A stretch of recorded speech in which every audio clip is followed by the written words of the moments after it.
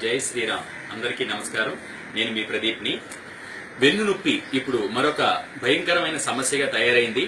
దీనికోసం మనం ఎన్నో ప్రయత్నాలు చేసి విఫలమైనా కూడా మీరేం బాధపడకండి. నేను మీకోసం ఒక అద్భుతమైనటువంటి మందులు తీసుకుని వచ్చానమాట. ఇది ఎంత చక్కగా పనిచేస్తుందంటే ఎటువంటి వెన్ను నొప్పి అయినా ఇప్పటివరకు సమస్య క్లియర్ అవ్వాలని కూడా నేను ఆల్రెడీ ఫోటోస్ అయితే పెట్టడం జరిగింది మన పేజ్ లో. దానికోసం ఇప్పుడు ఏ విధంగా తయారు చేయాలని మీ అందరికీ క్లారిటీ రావడం కోసం చేసి కూడా చూపిస్తున్నాను. ఒక్కసారి మీరు అబ్జర్వ్ చేసినట్లయితే దీనికి రెండు వస్తువులు అవసరం ఉంటాయి. అది ఒకటి ఎండి ఖర్జూరం. చూసారు కదా, ఇక్కడ ఎండి ఖర్జూరం మనకి ప్రతి బజార్లోనూ దొరుకుతుంది. డ్రై ఫ్రూట్ అని కూడా అంటారు దీన్ని.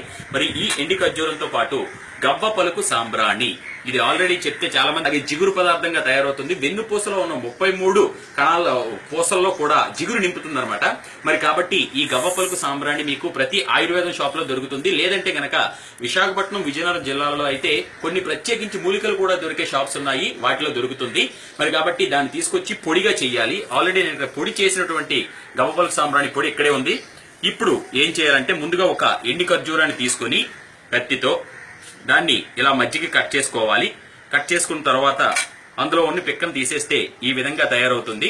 తయారైన తర్వాత ఈ మధ్యలో కరెక్ట్ గా మనకి ఒక కొలత కూడా ఉంది. ఏంటంటే ఇది బాగా పొడి చేసి దంచుకున్నటువంటి జల్లెడ పట్టించినటువంటి గవ్వ పలుకు సాంబ్రాణి పొడి అనమాట. ఈ పొడిని ఏదైతే ఉందో మన ఈ ఎండి ఖర్జూరం ఒక పక్క ఎంతైతే కరెక్ట్ గా ఫిల్ చేయాలన్నమాట. మనకి ఏ విధంగా చూడండి, నేను చేసి కూడా మీకు చూపిస్తున్నాను. ఈ విధంగా ఫిల్ చేసిన తర్వాత ఇది కొంచెం పెద్ద ప్రాసెస్ ఉంటుంది, కానీ ఒకసారి మనం మెడిసిన్ తయారు చేసేసుకుంటే 40 రోజుల పాటు ఇలా ఫిల్ చేసిన తర్వాత దీన్ని దారంతో ఈ విధంగా కట్టవలసి ఉంటుంది. మీకు అర్థం కావాలని చెప్పి నేను తయారు చేసి చూపిస్తున్నాను. ఆల్రెడీ తయారు చేసి కూడా ఉన్నాను. కూడా మధ్యలో కట్ చేసి అందులో గవ్వ పలుకు సాంబ్రాణి పొడి పెట్టి ఈ విధంగా దారంతో కట్టుకుని తయారు చేసుకోవాలి. ఈ విధంగా తయారు చేసినటువంటి ప్రస్తుతానికి ఒక 8 చేసి చూపిస్తున్నాను మీ అందరికి తెలియడం కోసం. తరువాత మైదా పిండి ఏదైతే ఉందో ఆ మైదా పిండిని కొంచెం నీళ్లేసి ఈ విధంగా ముద్దగా కలుపుకోవాలి. కలుపుకున్న తర్వాత కొంచెం ప్రాసెస్ ఎక్కువగా ఉంటుంది, కానీ ఫలితం కూడా అంతే ఎక్కువగా ఉంటుంది. ప్రతి దాన్ని కూడా ఈ ఉన్నటువంటి ఈ పలుకును తీసి ఈ మైదా పిండి ముద్దతో ఈ విధంగా కవర్ చేసుకోవాలి. ప్రతి దాన్ని కూడా గవ్వ పలుకు సాంబ్రాణి పొడి నింపిన ప్రతి ఎండి ఖర్జూరాన్ని దారంతో కట్టిన తర్వాత మైదా పిండి ముద్ద మనం కలుపుకున్నాం కదా, ఈ ముద్దతో ప్రతి పలుకుని ఈ విధంగా కవర్ చేసుకోవాలి. ఈ విధంగా తయారు చేసుకున్న తర్వాత వీటిని నిప్పుల మీద కాల్చాలి నిజానికి, కానీ డైరెక్ట్ గా ఫైర్ లో కాల్చిన ప్రాబ్లం లేదు. వీటిని ఈ విధంగా పెట్టుకుంటాము. ఏవైతే మనం ముందుగా మైదా పిండితో చేసినటువంటి ఈ కవచాన్ని ఉన్న ఈ పలుకుల్ని ముందుగా నిప్పుల మీద పెట్టుకోవాలి.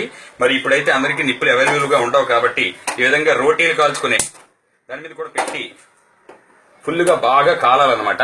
బాగా కాలితే మనకి లోపల ఉన్నటువంటి గవ్వ పలుకు సాంబ్రాణి పొడి అలాగే ఈ యొక్క ఖర్జూరం కూడా బాగా ఉడుకుతుంది. ఉడికిన తర్వాత ఏమవుతుందంటే అది దాంట్లో మెల్ట్ అయ్యి కలిసిపోతుంది. కలిసిపోయిన తర్వాత మనకి లోపలికి వెళ్లి వెన్నుపూసకి తగ్గట్టు బలం, ఎంత బలం అవసరం ఉంటుందో అంత బలాన్ని మనకు అందిస్తాయి. అయితే వీటిని బాగా కాల్చాలన్నమాట. కాల్చి ఎంత బాగా కాల్చాలి అంటే లోపల ఉన్నటువంటి ఆ మెడిసిన్ పూర్తిగా ఉడకాలి. పొయ్యి మీద బాగా కాల్చిన తర్వాత ఈ వర్ణం వచ్చిన తర్వాత అవి లోపల ఉన్నటువంటి పలుకు ఉడుకుతుందనమాట. ఈ విధంగా ప్రతి ఒక్కదాన్ని పలుకు తీసేసి దీని లోపల కాలుతుందనమాట. పలుకు తీసేసి ఈ దారాన్ని కూడా మనం పూర్తిగా తీసేసి దంచుకుంటే, దాన్ని కలవంలో దంచుకుంటే గనక మనకి ఒక ముద్ద తయారవుతుంది. ఈ కాల్చినటువంటి తోలు ఒలిచేసిన తర్వాత ఈ విధంగా తయారవుతుంది. దీని గనక మనం కలవంలో వేసి నూరితే చూడండి, దగ్గర నూరిన తర్వాత ఈ విధంగా తయారవుతుంది అనమాట ముద్ద. ఈ ముద్దని చూడండి, ఇక్కడ మీకు చూపిస్తున్నాను. గోళీ అంత పరిమాణంలో, అంటే ఒక బఠానీ అంత పరిమాణంలో చేసుకుంటే మీకు గోళీలు రెడీ అవుతాయి. గట్టిగా ప్రెస్ చేసి చేసుకోవాలి. ఈ విధంగా తయారవుతుంది. మీకు ఇంచుమించు ఒక 8 చేసుకుంటే ఒక 40 రోజులకు సరిపడా మీకు టాబ్లెట్స్ తయారవుతాయి. ఈ విధంగా తయారు చేసిన గోళీలను, అతి తక్కువ ఖర్చుతో తయారు చేసుకున్న ఈ గోళీలను ఎటువంటి నడుము నొప్పి నుంచి అయినా అద్భుతమైన ఉపశమనంగా వాడొచ్చు. అయితే వీటిని ఎలా వాడాలంటే రోజుకు 2 పూటల భోజనం చేసిన తర్వాత చక్కగా వేసుకోండి. అద్భుతంగా పనిచేస్తుంది. తీవ్రత ఎక్కువగా ఉంటే నడుము నొప్పి 3 కూడా వేసుకోవచ్చు.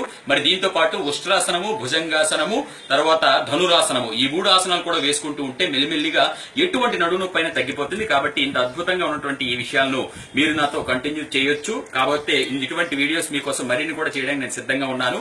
అది అందరికీ ఉపయోగపడాలనేదే నా ఉద్దేశం.